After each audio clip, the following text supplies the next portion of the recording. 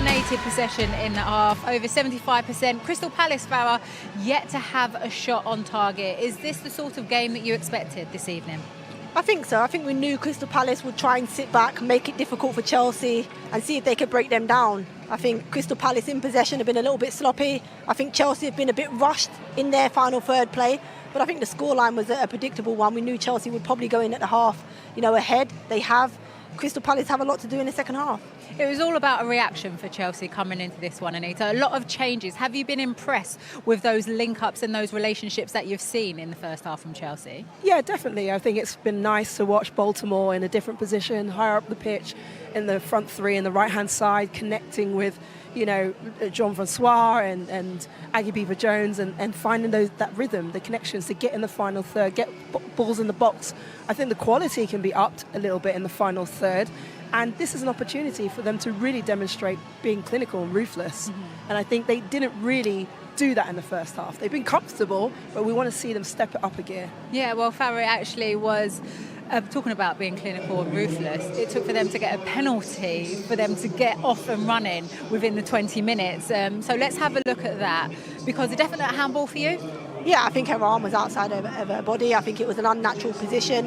I think you can see as the ball is played in, it makes contact with her hand, and a penalty is given. From where we were stood, we couldn't see it, but luckily we get the luxury of having a replay and being able to see the contact there in the box. But then, we talk about Chelsea a little bit rushed in the final third, lack of composure, but actually the penalty, I think that pretty much summed up Chelsea's half. It was a little bit weak, a bit, from Guru Wrighton. Keeper got a hand, not a firm enough hand, but it put them ahead, and it was something that Chelsea probably needed just to relax them a little bit in the final third. Anita, as a defender, I know you always don't want to see it, but a hand in an unnatural position. Look, all the players now are well versed in the law. They know they can't start raising their hands in the box when crosses are coming in, shots are coming in. They've just got to be more aware of the surroundings and in those scenarios. And it always hurts me to see defenders give up penalties like that, because we were of the era of be as big as possible. So you're trying to coach players out of that. But yeah, Chelsea created that situation, and Crystal Palace were just unfortunate. Well, Farah, what were you saying? You wait for one bus and another one comes in. Exactly the same for Chelsea. Yes, within 2 minutes, they got another one on the score sheet. Yeah, they did, and somebody who's been a bright spark for them, and she was when she came into the game against Barcelona at the weekend, Macario. Certainly when she's had the ball in the final third, has been excited, tried to get her players, and she actually took her goal really well when she got it and got herself inside the box. There was only one thought in her mind, was to take it, get on a half and hit it hard and low, and it was a really well taken goal. And as I mentioned, a play you'll see here, Baltimore in a more advanced position. As Macario takes it, she knows what she's doing. This touch here sets her up, a little bit behind her, but nice enough for her to just put it into the bottom corner, Anita. I think she's looked really dynamic. She's finding those little pockets of space, trying to link up play, arriving in the box and trying to make things happen. And that's exactly what we wanted to see from Chelsea. Yeah, it was from start to finish, that goal, Farah. It was good play. Yeah, the build-up. It come down this right. They've been quite exciting down this right-hand side. They've got Naomi Girma back in. It's their first start in a while for them. Their $1 million signing. And then I think Lawrence down this right-hand side with Baltimore, I think their movement, Lawrence has offered the width, Baltimore's come inside, and then Macario in that 10 has got into some really nice positions. So I think that link-up down this right-hand side has been really nice to watch this half. Palace are struggling, though. They're trying to play out from the back, but then I suppose they have no one in terms of Chelsea pressurising them. So that's where they are struggling. Do they need to switch it up, Anita? I think they do. I think they've got to play slightly more pragmatic. You see, every time they try and build out this left-hand side, there are Chelsea players ready to get into that jump press. They're front-footed. They set that trap on the right-hand side. Lawrence is jumping. Baltimore's there. Chelsea are doing it in a coordinated fashion. So for me, I think Crystal Palace, at times, they're not finding the quality and the rhythm of their passing. So there's nothing wrong with the goalkeeper, Shea Yanez, getting the ball, getting the team together, getting them high up the pitch and just sending the ball along, trying to fight for the first and second contacts and then play further up and just try and gain territory. Yeah, I think that's what it's about for this Crystal Palace team. I think, against maybe a lesser quality team than what they're facing today, they might be able to play the way that they want to. But I think what Chelsea are offering is in behind. Yes, they might need to get in a race, but if they're going to do that, don't play out, get bodies up the pitch, commit more bodies to get around the second ball, and it might cause Chelsea a few problems. But I think playing into Chelsea's press is where they're causing their own problems. And actually, it is 2-0, but Chelsea could have actually had more with the chances they've created. Yeah, they had a lot of chances early in that first half, especially down the right-hand side with Baltimore delivering, crosses, but connecting as well, finding the relationships. And it's just lacking a bit of that cutting edge. See here, delivery comes in, first contact made by the goalkeeper. They're in and around it, and this is good. This is patient play from them. Jean-Francois just slices and snatches at the ball. The shot parries over the goal. Again here, Aggie Beaver Jones stays in the box, which is really good, finds Baltimore. Another nice delivery. It lands. A fantastic block from Crystal Palace. So they are creating dynamic chances. This one here, the ball doesn't enter the width of the goal, so they have to deliver better quality crosses. Baltimore skims the crossbar, and they're just not able to find the finish on there. But, Crystal Palace, that's what they would want. They've got all the numbers in the box, 6-7 players behind the ball to defend those situations. I think that's it, isn't it? I think with that amount of numbers behind the ball, you have to be composed in those areas. Chelsea need to find that composure, find the right pass, and execute better. I think with the amount of bodies, has rushed Chelsea into making decisions, and wrong decisions at times, and then we saw a lack of quality in that final third. And maybe Sonia Bompastor's faced frustration there because she knows if you get those chances against Barcelona, you have to be taking them. Julie, Robin, thank you very much. Chelsea getting the job done. Very professional display, bouncing back from that disappointment in Barcelona. And Farah, the cliche is, you take it a game at a time. But they had to do and get a performance here today. And now all eyes and attention on that second leg of the Champions League. Yeah, definitely. I think, they certainly need an improved performance from the weekend against Barcelona. They had that. I must say it was against a weakened team for sure in Crystal Palace, but they can only play what's in front of them. They're 3 points closer to that title. They've scored goals tonight. They haven't conceded, which is a plus, and they created many chances. So there's lots of positives to take from the game today. Yes, granted, the opposition wasn't the best and isn't going to be the same as Barcelona on Sunday, but they had a more positive game today, and they could take that into the weekend for sure. And once again, Anita, rotating players, resting players maybe, or potentially giving players an opportunity to show Sonia Bompastor, actually, I want to be in that starting lineup come the weekend. Yeah, definitely, Alex. I think, the likes of Nuskin, in particular Macario as well, really showed an energetic performance, a will to want to make things happen and score goals tonight. Ultimately, for this team as well, it's a boost of confidence to get back in winning ways and just get that feeling back in that team, that unity, that spirit, that dynamism. Baltimore as well being unleashed on the right-hand side, that relationship between her and Lawrence and Macario also gives Sonia something else to think about in terms of how she might set up in the next leg against Barcelona.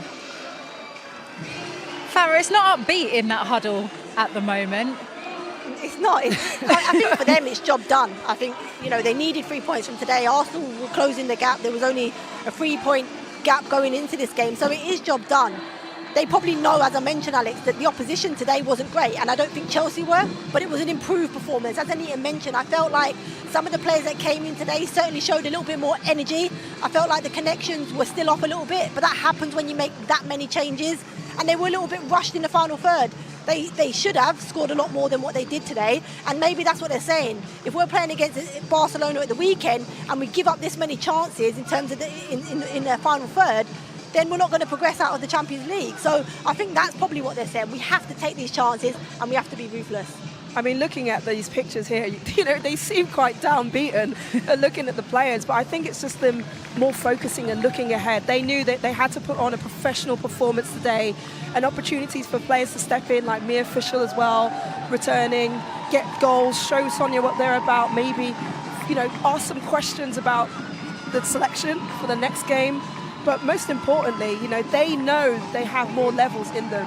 And I think that's what everyone is waiting to see. Can Chelsea really rise to the levels that we all know that they're capable of? Yeah, Sonia Bompastor going around applauding, clapping the Chelsea fans because she knows they're going to be very important come the weekend. Here is the WSL table as it stands. Yes, Chelsea remain top there, 51.6 clear of Arsenal and 4 points needed for their name to be on that trophy once again. Crystal Palace didn't have a shot on target today, Farah. Disappointing from them. Yeah, a little bit, but I felt like they would have expected it. I mean, they would have watched that Barcelona-Chelsea game at the weekend. They would have expected a response from this Chelsea team, and they known, coming into it would have been a lot more difficult than if Chelsea were to get the result. Maybe getting up for it would have been a little bit different, but yeah, it was difficult coming here and trying to get anything against a Chelsea team coming off the back of a huge defeat at the weekend. As you just saw there, our floor manager bringing in the Chelsea captain, Millie Bright. Hi, guys. Huge congratulations, Millie, on the win, but also you, 200th WSL appearance. Only one player has managed to do that, Jordan Nobbs. What an achievement. Thank you. I had no idea until yesterday I was told, so I was like, okay, you know me, I don't do the individual stats. I'm more bothered about the team performances and the team wins, but yeah, massive achievement. I'm really proud. There was huge disappointment at the weekend against Barca. Yeah. There has been a reaction today. I felt like some of the players that came in gave a really good account of themselves. What can you take from today's game, going into that game against Barcelona at the weekend? Because you need everyone, you need everything, the fans, 100%. everyone. Yeah, definitely. We do. I think we know the challenge that's ahead of us, but we know that we're capable of it. We just have to, start of the game is massive. I think we started the game really well and, got that first goal, got our momentum, but then it's keeping that consistency and putting your chances away. We create so many chances, we don't score enough goals. So I think that's the biggest thing is defensively we have to be on point. I think we were, tonight and we need to be at the weekend, like you said. But yeah, ultimately it's putting the ball in the back of the net. Obviously, Millie, I've shared a dressing room with you, so I know about what you're like and your energy and everything. You're obviously off the back of that defeat to Barca. You are a leader. So what are the messages that you've been communicating to your teammates post that game, especially going into this one and looking ahead to the weekend? Just confidence, just reflection on when we played City at the Bridge and what we did in that game, especially in the first 45 minutes, and it could have been more than 3-0. So I think it's keeping that quality and that confidence and ultimately not changing too much. We know what we're capable of. We just need to be at the races and be the first ones on the pitch, demanding that intensity, setting the tone. It's our home turf, it's our conditions, and we need to be the ones leading that. Millie, just before we let you go, because we know recovery is so important going into the weekend, what's your message for the fans? Because they are going to be important to be turning up at Stamford Bridge. Yeah, make sure we pack out that stadium, be loud, be proud of us. We'll give you a performance to be proud of and make it intense for Barca to come. They're coming on English turf and we want them to feel that. And we don't want them settling into that game. So make it difficult. Be our 12th player on the pitch. Okay, Millie, thank you guys. and best of luck for the weekend. Mic drop. She is such a leader and crucial in that back line. Naomi Girma obviously back in that starting lineup today alongside her. Do you think we'll see that partnership the weekend? I think potentially. I think the fact that they took Naomi Girma off at half-time, put 45 minutes in the legs. We've seen her come on as a substitution out in Barcelona. She hasn't had that many minutes on returning from injury, but it could be Naomi Girma. We saw Lucy Bronze coming at half-time. I think when Lucy has stepped in at centre-half, she's looked really comfortable there, which then allows you to bring, Charles in at full-back and Lawrence, who we saw today, I actually thought she was very good down his right-hand side. So they have a lot of options. It's about getting the right team to deliver what they need to deliver. I think you heard it there. Millie said they know as a collective what they need to do. They've obviously faced it now and they've tasted it. So going into that game on Sunday, they will know, each of them individually. I think individually they're jewels. They weren't good enough against Barcelona. They will know individually they need to go into that game on Sunday and win their duels first and foremost, and then collectively, hopefully it all comes together. Anita, I want to ask you defensively though, because we've watched Chelsea a number of times this season, and again you're sitting there and you're like actually looking at the defensive unit that they're stretched at times, so maybe actually not working together as a backline, but actually how you just said individually. But how important is it for them to be a collective unit? Really important to be able to do both. Firstly, focus on their roles and responsibilities, get the individual decisions right in those duels, win those duels, will allow them then to get the unit tight in the right moment. But it's not just out of possession. It's when the team is in possession that the back line is making sure that they get compact and close enough to win the ball if they lose it, and also support play in attack. I felt that they got stretched at times, and then Barcelona were able to exploit that space because the two centre-backs were so wide. They could just penetrate directly through the middle. They've got to be aware of that. I think in possession, Chelsea want to be expansive. They want to get bodies forward. They want to make the pitch big. but you have to have that stability, that defensive stability and balance when you are in possession of the ball. I think Anita's right. The two Chelsea centre halves are really stretched at times. If they're going to do that, they're going to need a deep line midfielder to come in and maybe fill those spaces and build as a free if they want their fullbacks to get high. It's certainly something they need to be aware of, because it's not just Barcelona that exploited it. We saw it the week before in the FA Cup semi-final against Liverpool. They exploited the same areas that we saw Barcelona do. So when you come up against top opposition, you get hurt. I think sometimes they get away with it in the WSL against lesser opposition. Well, Crystal Palace come up against tough opposition today, didn't they? Especially in the second half. So let's carry on talking about defensively. But from Crystal Palace's point of view, do you think it should have been a red card in the second half, Anita? I thought it was really quite harsh, to be honest. You see here, they get away, Chelsea, in the box, and it's just a nudge, really, from Swaby. She just gets a little touch on the back of Nuskin, and she goes down. And I just didn't think, in the initial contact that it was enough to bring her down in the manner that she went down to, get that red card. So I thought she was unfortunate there. I think it's a soft one, isn't it? And we hate to talk about whether it's soft or not soft if there's contact. I think she's going at full pelt, isn't she? So any sort of contact when you're running at that speed, I wouldn't know because I wasn't that quick, Alex, but when you're running at that speed with contact, I think it's really easy to go down. It doesn't matter how much pressure's put on you. So I don't think it was an over-exaggerated fall from Nuskin. I think it was Nuskin that went through. I think there was contact that made her fall, but I think the red card is really harsh because I do think there was a recovering defender. I thought the goalkeeper was off her line as another defender. So I thought the red card was harsh, but I think it was definitely a foul. Yeah, absolutely. And things continue to go downhill for Crystal Palace because then the deflection for the third goal as well is a harsh one, isn't it, Farah? It is. I mean, you'd think the wall is half set up. Keeper can't really see around the wall, but once it hits, I think it's Lily Woodham here on the inside. Keeper's got no chance. It deflects it and takes it the complete opposite way to where the goalkeeper's diving. So, yeah, it's a sucker punch. You have a player sent off the pitch, and then the reward of that is another goal for Chelsea and an uphill battle or climb for this Crystal Palace team. Let's just talk about Macario, because she did have a good game today and really made a huge impact, Anita. Yeah, I thought she was superb today. She was so energetic. She brought intensity. You saw her all over the pitch trying to create things, trying to be an option, dropping into the pockets, linking up with Baltimore. And also the way she took her goal and her finish was very similar to what we see her do when she came on in the Barcelona game. Being composed enough to face up, slip other players in, but also when the ball comes to her in those moments, be clinical, be calm enough to just slot the ball into the back of the net. Just showed another level of class. And obviously she has the experience and the know-how. She sure does. Well, we've heard from the Chelsea skipper, but let's get over to Jo Curry now, who's with the Chelsea manager. Well, Sonia, huge congratulations. Bearing in mind that you made 7 changes, was that the reaction you were hoping for? Yeah, I think this game, as I said before, was a crucial game in terms of points on the run to the title. We are now top of the league with 6 points ahead of Arsenal. So I think it was crucial to win. I was waiting for a team reaction. I think on the result it's really good. I think the second half was not good enough in terms of high standards we need to have, especially when Palace were playing one player down. I think we could have done better. The really good teams, they just hurt the opposition when they have the opportunity to. So I think this game could have finished maybe with 6-7 goals, and we only scored 4, so not good enough for that aspect. It must be pleasing, though, to win 4-0 when you're not at your best, or you're actually more just frustrated that it should have been more. No, I'm more frustrated about the fact it should have been more. I think, as I said, when you want to be one of the best teams in Europe, but even in this league, you need to have that mentality. When you have the opportunity to score goals, to just kill, I know it's not the right word, but hurt the opposition. I think, you have to do that. And it's not like once in a time, it's every time. So when you have that opportunity, we need to work in our mentality to want to be always expecting a high standard performance.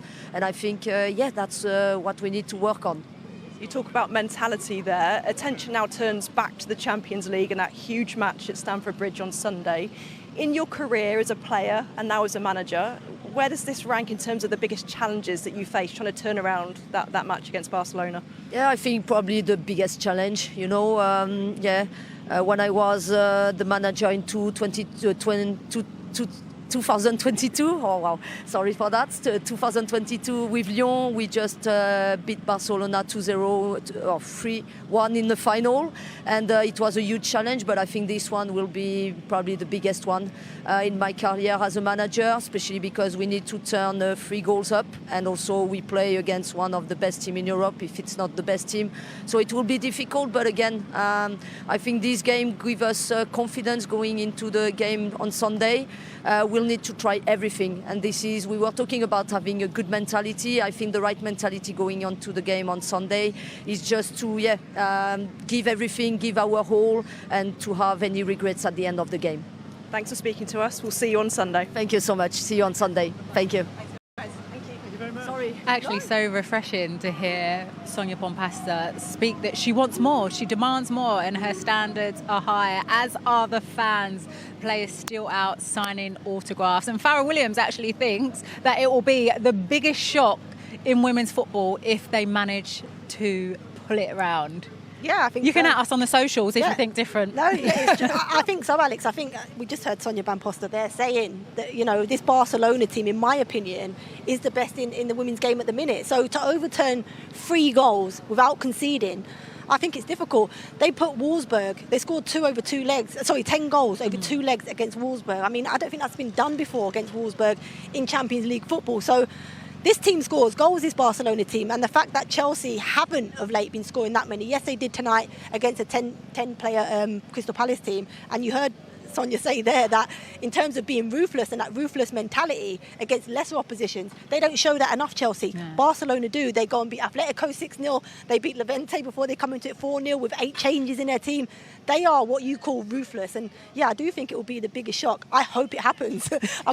I really do, but I don't think it will. Okay, just a quick one on, because we didn't have the opportunity to speak about Mia Fisher coming back from ACL, getting on the score sheet, just how special that is for a player. Anita, you know more than anyone how tough it is to come back from an ACL. Yeah, it's great to see her back, you know, her 3rd appearance in the WSL since her ACL. And actually with a lovely goal, back heel, bit of ingenuity to just get on the end of that. But I think the most important thing is an ACL is such a long recovery, a long time away from football. And for her to just get back in the rhythm, score goal, incredible. Well done to Mia Fisher. Well, that's it from us today. Can Chelsea turn things around in the Champions League? Well, their reign in England in the WSL is far from over. Goodbye.